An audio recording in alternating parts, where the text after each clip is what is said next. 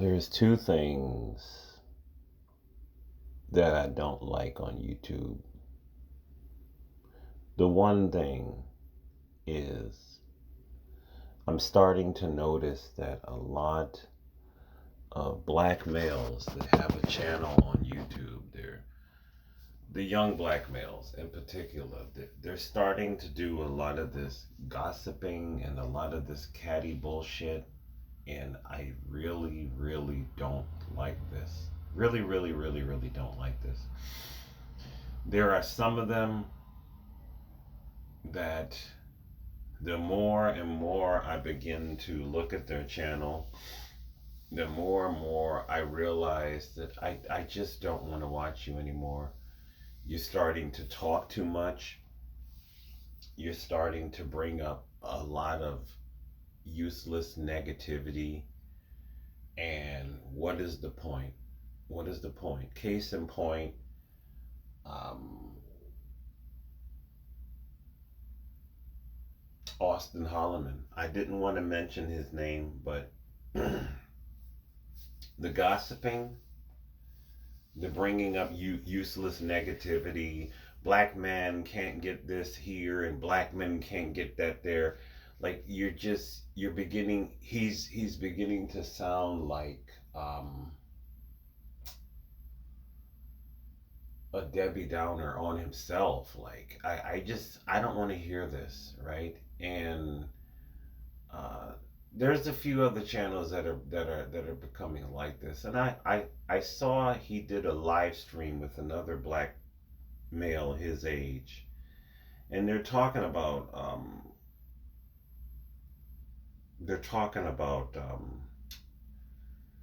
what the hell's his name? The black brother that's married to the Colombiana. He lives in Colombia. He don't even know them. He's never even known them. And then him and some other man are talking about their marriage, and it was just like ridiculous. And I've just been feeling for a minute. It's time to say goodbye to Anton Daniel. Not Anton.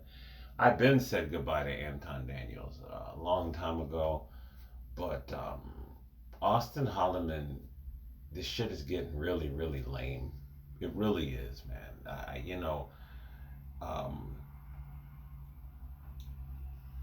once you get off the beaten path of positivity and you start talking all this cornball stuff, okay, it's time to get off the train.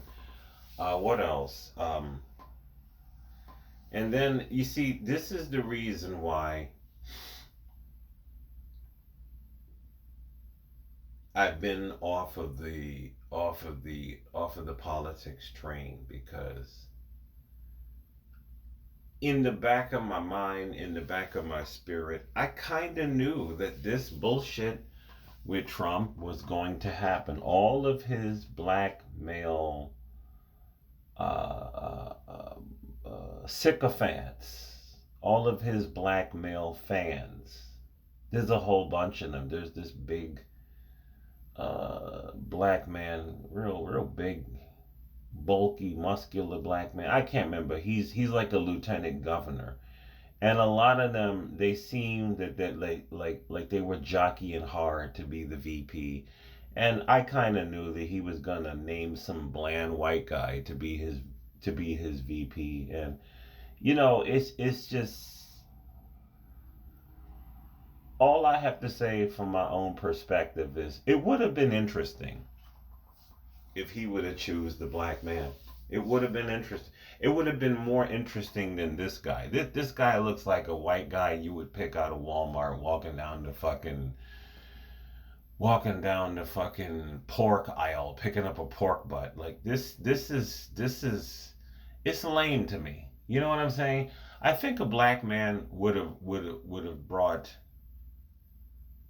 energized his campaign. This is like, who the fuck is this guy? I never heard of this guy.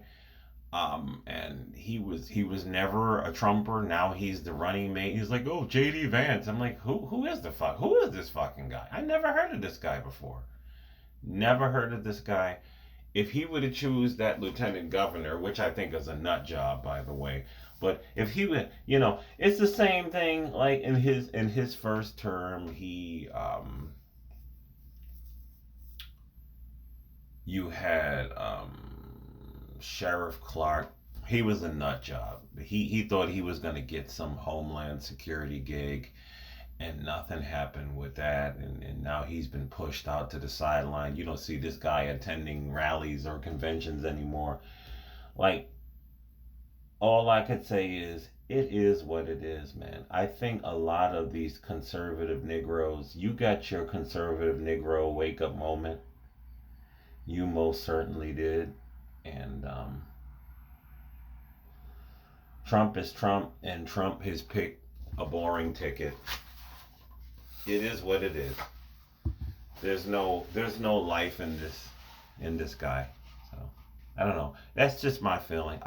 This is another reason why I don't do politics, because I think a lot of these white males are they're full of shit. It kind of reminded me of my battle buddy, my sergeant in the army, who became a good friend of mine once we both got out of the army, and he was running for well, he was actually he did ran for city council. He lost. He ran for mayor. He lost, but he was actually helping the mayor. Well, he was helping this one white guy who became the mayor in my area, and he was telling me, "Oh, he's going to give me a job in his cabinet. He's going to give me a job in his cabinet." And da, da, da, da. He was really really excited, and I remember after the white guy that he helped, because he was hitting the streets telling people to vote for this guy, and the guy actually won. And all of a sudden, you did not hear about this guy giving him a job. So understandably, and as far as he told me, he promised him a job in his cabinet. And then when he became the mayor, he gets elected. He totally stopped returning his phone calls. And I remember the mayor saying, "Cooler heads will prevail. We will talk about this later." He never talked about it later. He never talked about it. My friend never got the job, and he got his Negro wake up moment. And I think a lot of these black male Trumpers, this is your Negro wake up moment right here. A lot of them thought that they were going to be his VP, and this is what happens when you rely upon man and not around God. And this is the reason why I don't vote. I don't vote because it is what it is. It is what it is. You know what I'm saying? I don't do this. I don't do this politics nonsense. And I kind of knew that this was going to happen. This is a weak pick. This is it is what it is.